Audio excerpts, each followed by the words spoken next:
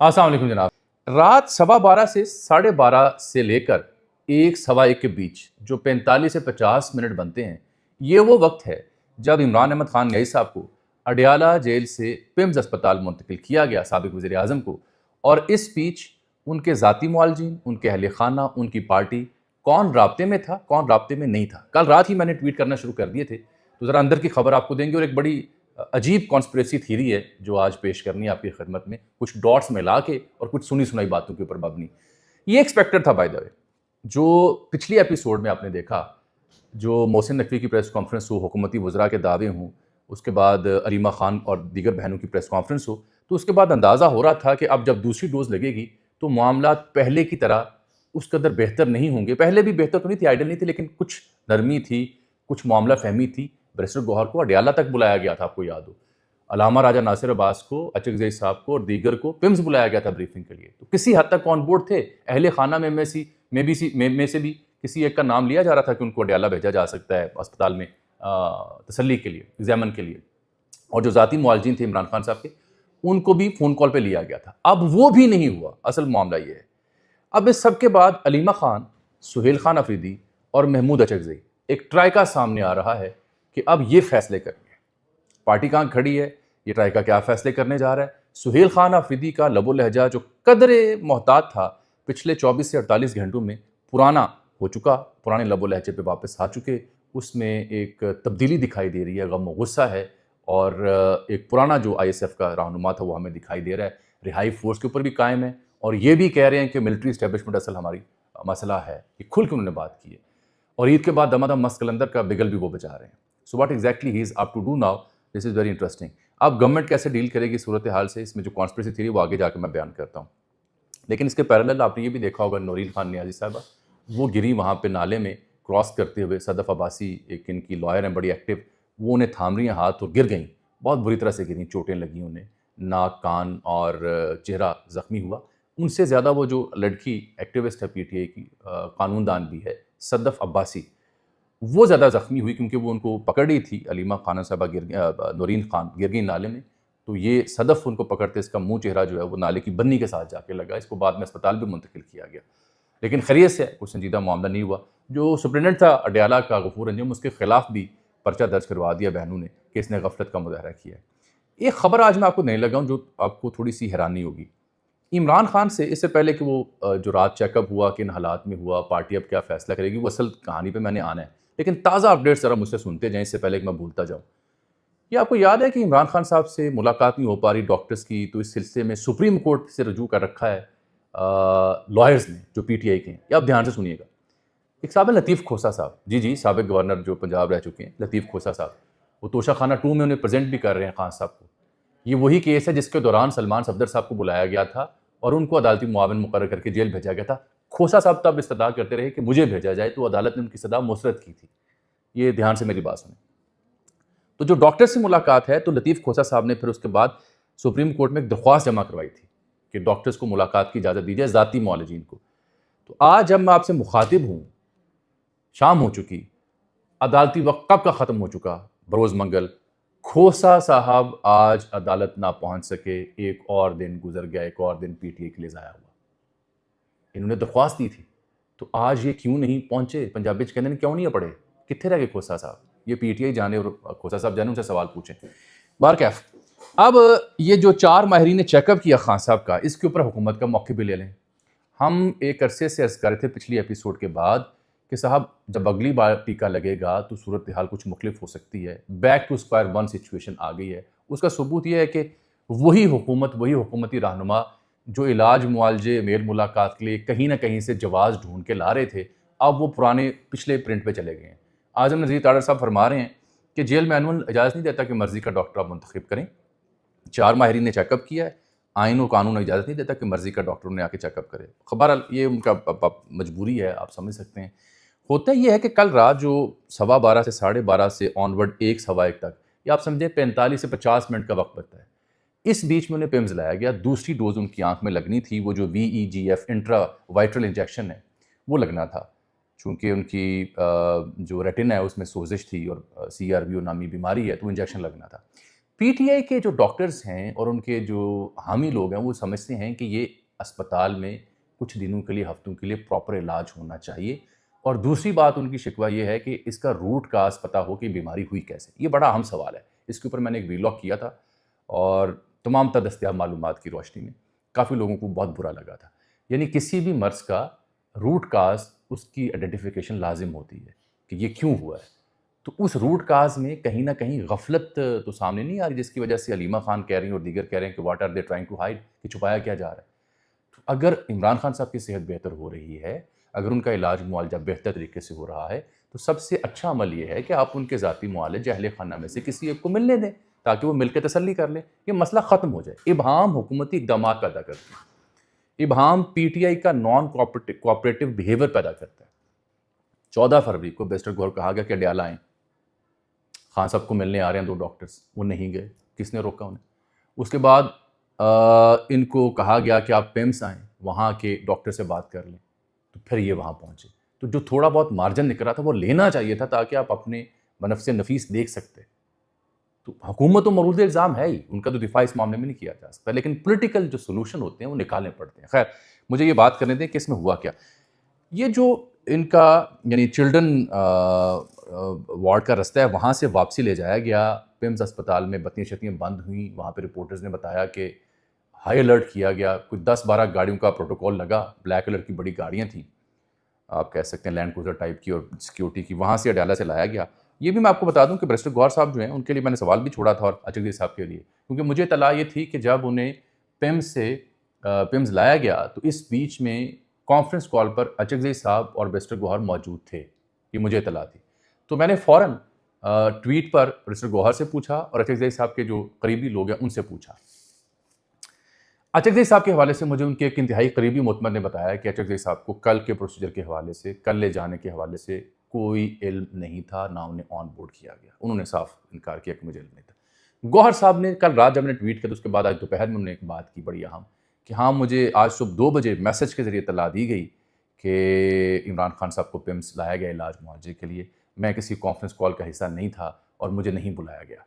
अलबत्ता हमारा मुतालबा है कि उन्हें जो शिफा इंटरनेशनल है वहाँ इस्लामाबाद मुंतकिल किया जाए, अहले खाना और ज़ाती डॉक्टर को एक्सेस दी जाए। तो अब आप ये चेक करें कि मुख्तलिफ रहनुमा कहाँ खड़े हैं, क्या कह रहे हैं और हुकूमत कैसे खेल रही है इनके साथ। जब खान साहब को वहाँ लाया जाता है तो दूसरी डोज लगाने के लिए, तो ये कहती है प्रेस रिलीज के prior to procedure he was examined by consultant cardiologist. जो वहाँ पे कार्डियोलॉजिस्ट हैं उन्होंने उनका एग्जामिन किया, ईसीजी की गई, जो सिंपल सी टेस्ट होता है जिसमें आप मरीज़ को लिटा के मशीन लगाते हैं और लाल सी पट्टी निकलती है, ऐसे वेव्स निकाल के ब्लैक कलर की, और आगे एको होती है, एको कार्डियोग्राफी, जो दिल के पूरे अहवाल को बयान करती है कि वेल्व्स कैसे हैं, दिल का फंक्शन कैसा है, उसकी जो सिकुड़ने की फैलने की सलाहियत है वो कैसी है, चैम्बर्स की साइज़ कैसा है, तो वो भी उन्होंने किया। वो कहते हैं जी he was found to be clinically stable, clinically उनको हमने स्टेबल पाया। तो कहते हैं जी इनकी कॉन्सर्ट लेने के बाद हमने स्टैंडर्ड मॉनिटरिंग की और प्रोटोकॉल जो थे वो पूरे किए ऑपरेशन थिएटर में। फिर उनको सेकंड डोज दी इस इंजेक्शन की, VEGF नामी की, और उसके बाद इसमें कंसल्टेंट रेटिनल सर्जन मौजूद थे और कंसल्टेंट ऑप्थालोमोजिस्ट मौजूद थे। मेरी अंग्रेज़ी की माजरत, ठीक, ये मौजूद थे दोनों जब खान साहब के साथ ये प्रोसीजर हो रहा था। अलशिफा में, अलशिफा के ये थे। The procedure was performed as a day care surgery, यानी ये डे केयर सर्जरी के तौर पर इसे परफॉर्म किया गया। उनका वहाँ रख के मुसलसल चंद रोज़ के लिए इलाज मकसूद ना था। During the course of his stay he remained vitally stable, वो बिल्कुल ठीक हालत में थे, उनकी मेडिकल तबीयत बिल्कुल ठीक थी।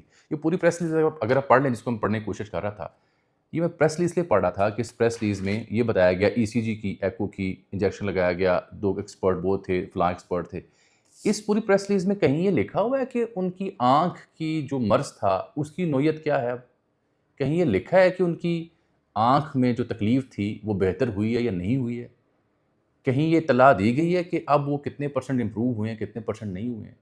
सुप्रीम कोर्ट में सलमान सफदर ने बता दिया था 85% देख नहीं पाते। फिर ये भी उन्होंने बताया, उन्होंने कहा मैं वॉल क्लॉक देख पा रहा हूँ इंजेक्शन के बाद। तो इस रिपोर्ट में सिर्फ ये बताया गया कि उन्हें लाया गया, दूसरी डोज लगाई गई। इस मौके पे 2 एक्सपर्ट्स मौजूद थे, एक का ताल्लुक शिफा से था, एक का ताल्लुक पिम्स से था, और एक कंसल्टेंट कार्डियोलॉजिस्ट था जिसने उनके वाइटल्स चेक किए। उसके बाद उनकी कॉन्सेंट लेके उनको टीका लगा के वापस रुखसत कर दिया गया। ये डे केयर सर्जरी हुई है, मुस्तकिल इलाज या अस्पताल में रखना मकसूद नहीं था, ये मफहूम है।